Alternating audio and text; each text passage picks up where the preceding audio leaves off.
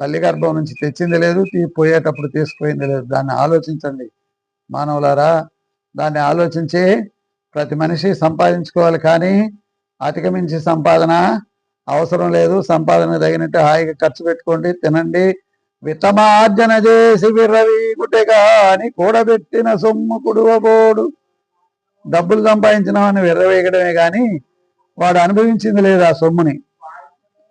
పొందుగా మెరుగైన భూమి లోపల దాచి దాన ధర్మము లేక దాచి భూమి లోపల పెట్టి దాన ధర్మం లేకుండా చేసి తుదకు దొంగల కిత్తురు దొరల కిత్తురు.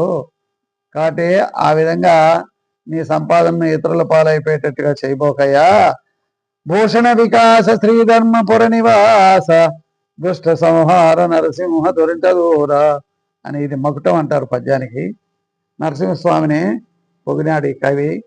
దుష్టులను సంహరించే ఓ నరసింహస్వామి అని స్వామిని తలుసుకున్నాడు. కాబట్టి మనిషి ఎప్పుడు సంపాదన సంపాదన సంపాదన అని దరిద్రానికి ఆలోచించకుండా నీ జీవితానికి అవసరాలకి అయ్యేట్టుగా సంపాదించుకొని సుఖమైన జీవితాన్ని గడపండి. కాబట్టి డబ్బులు ఎక్కువయ్యే కొద్దిగా రోగాలు ఎక్కువ అవుతున్నాయి, తెలుసుకోవాలి జనం.